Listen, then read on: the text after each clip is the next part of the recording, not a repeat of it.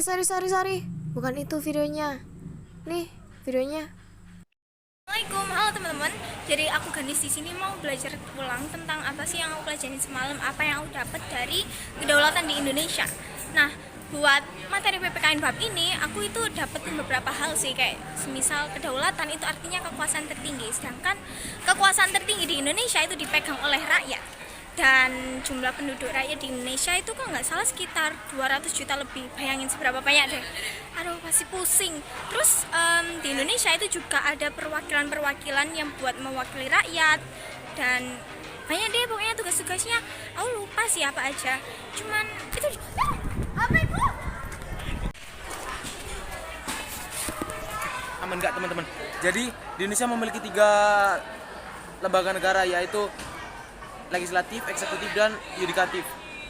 Mereka memiliki tugasnya masing-masing, seperti legislatif yang membuat peraturan, eksekutif yang menjalankan, dan yudikatif yang mempertahankan. Mereka memiliki badan-badannya tersendiri, seperti DPR, DPD, MPR, dan lain-lain.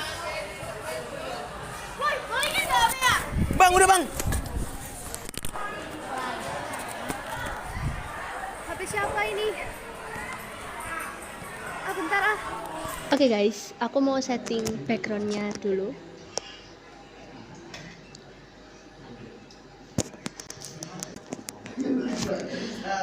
Oke guys, jadi lembaga yang pertama yaitu lembaga legislatif. Legislatif adalah bagian dari pemerintahan yang bertanggung jawab membuat undang-undang. Di Indonesia, badan legislatif terdiri dari 4 lembaga, PRD, DPD, DPR, dan MPR. DPRD atau Dewan Perwakilan Rakyat Daerah berfungsi pembentukan peraturan daerah. Mereka bertanggung jawab merumuskan, mengubah atau mencabut peraturan daerah sesuai kebutuhan dan aspirasi masyarakat setempat. Selain itu, DPRD juga melakukan fungsi pengawasan terhadap pemerintah daerah, memastikan bahwa kebijakan di tingkat lokal atau provinsi sesuai dengan kepentingan rakyat. Selanjutnya ada DPR atau Dewan Perwakilan Rakyat. Mereka berfungsi pembentukan undang-undang dan anggaran. DPR merumuskan, mengubah atau mencabut undang-undang. Selain itu, DPR memiliki wewenang dalam penetapan anggaran negara, menilai dan menyetujui rencana keuangan pemerintah di tingkat nasional. Yang ketiga ada DPD atau Dewan Perwakilan Daerah. Mereka berfungsi pertimbangan terhadap undang-undang dan pengawasan otonomi daerah. DPD memberikan pertimbangan terhadap undang-undang, terutama yang berkaitan dengan otonomi daerah. DPD juga mengawasi pelaksanaan otonomi daerah, memastikan bahwa kebijakan nasional sesuai dengan kebutuhan dan karakteristik daerah. Dan yang terakhir ada MPR atau Majelis Permusyawaratan Rakyat. Berfungsi perubahan UUD dan pemilihan presiden atau wakil presiden. MPR memiliki kewenangan untuk mengubah Undang-Undang Dasar 1945. MPR bertanggung jawab pada tingkat nasional, memastikan bahwa perubahan UUD mencerminkan kebutuhan dan aspirasi seluruh rakyat. MPR juga terlibat dalam pemilihan presiden dan wakil presiden, mengatur kepemimpinan tingkat nasional. Gimana guys? Menarik bukan? Kira-kira Siti sok misterius. Sana. 1, 2, action. Eksekutif merupakan salah satu lembaga pemerintahan yang bertugas untuk menegakkan hukum. Badan eksekutif terdiri dari presiden, wakil presiden, gubernur, BPK, bupati, wali kota, TNI, dan Polri. Pertama ada presiden. Presiden merumuskan kebijakan negara dan melaksanakan keputusan-keputusan penting. Sedangkan wakil presiden bertugas untuk berbagi kewenangan dalam presiden dan mengganti fungsi presiden apabila presiden berhalangan. Selanjutnya ada gubernur. Gubernur bertugas sebagai kepala daerah yang memiliki wewenang untuk menjalankan urusan rumah tangga daerah. Selanjutnya ada BPK. BPK berfungsi untuk memeriksa pengelolaan dan tanggung jawab keuangan negara. Selanjutnya ada bupati dan wali kota. Bupati dan wali kota memiliki tugas yang sama, yaitu menjalankan fungsi eksekutif dalam pemerintahan. Bedanya, jika bupati berada di wilayah kabupaten dan wali kota berada di wilayah kota. Selanjutnya ada Polri. Polri bertugas untuk pemeliharaan keamanan dan ketertiban masyarakat. Selanjutnya ada TNI. TNI bertugas untuk penangkalan terhadap setiap bentuk ancaman militer dan ancaman bersenjata di luar dan dalam negeri.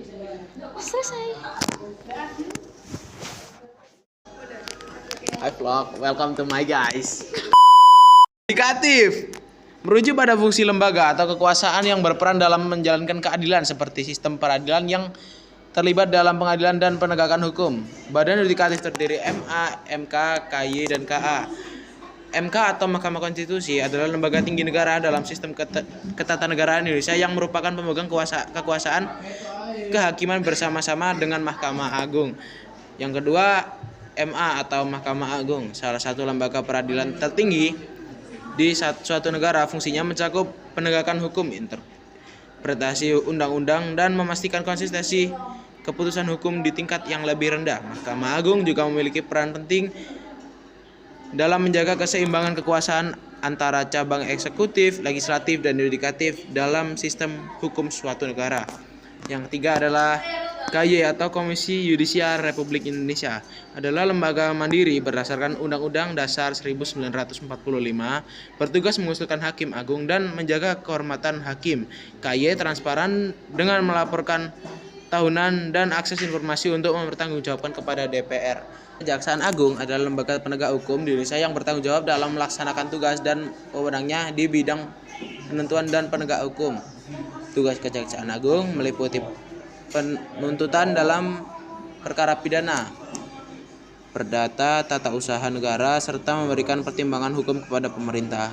Kejaksaan Agung memiliki peran penting dalam menjaga keberlanjutan proses hukum, memastikan keadilan, dan memberantas korupsi. Kejaksaan Agung dipimpin oleh Jaksa Agung yang merupakan pejabat tertinggi di lembaga tersebut. Nah. Oke. Ya udah tutup. Sekian. Udah cukup. Oke guys, balik lagi sama aku. Dan saat ini aku mau kasih beberapa contoh kasus yang berhubungan dengan lembaga-lembaga yang udah aku jelasin tadi. Yang pertama ada contoh kasus pada legislatif, yaitu pada hari Senin 10 bulan 7 2023. Ketua MPR RI Bambang Susatyo menyatakan bahwa MPR, DPD, dan DPR RI sedang menyiapkan rancangan undang-undang sendiri untuk merevisi Undang-Undang Nomor MD 3 yang mengatur tentang lembaga-lembaga tersebut. Mereka sepakat untuk mematangkan inisiatif pemisahan Undang-Undang MPR, DPR, dan DPD. www.kompas.com. Selanjutnya, ada contoh kasus untuk lembaga eksekutif. Bupati Bogor Iwan Setiawan merevisi Peraturan Bupati Bogor Nomor 120 Tahun 2021 tentang jam operasional kendaraan angkutan barang khusus tambang. Revisi dilakukan atas masukan berbagai pihak guna mengatasi penumpukan truk tambang yang kerap dikeluhkan warga. https://news.detik.com. Lanjutin nih, aku capek ngomong. Itu loh, yang itu tadi. Oh, bentar, sabar dong. Bentar. Kenalin, aku Gandis, dan di kali ini aku bakal menjelasin tentang satu kasus. Kasus tentang apa? Kasus tentang yudikatif. Jadi, ada sebuah kasus di mana seorang Budi Haliman Halim dipolisikan oleh Yayasan Wa Infons dan Lo Iwan Setia Dharma atas pelanggaran hak cipta. Selama ditahan, mereka memaksa Budi menjual mereknya seharga 400 juta. Namun, uang tersebut tidak dibayarkan. Setelah berdamai terkait pidana, Mahkamah Agung menyatakan jual beli tersebut tidak sah karena terjadi saat Budi ditahan. Dianggap sebagai misbruik van omstandingheden dan batal demi hukum karena tidak memenuhi unsur-unsur pasal 1320 KUH Perdata. Alasan utama adalah ketidakadaan kehendak bebas dari pihak Budi. Gitu, Ti? Bener nggak? Benar. So, gitu aja sih. Bye-bye.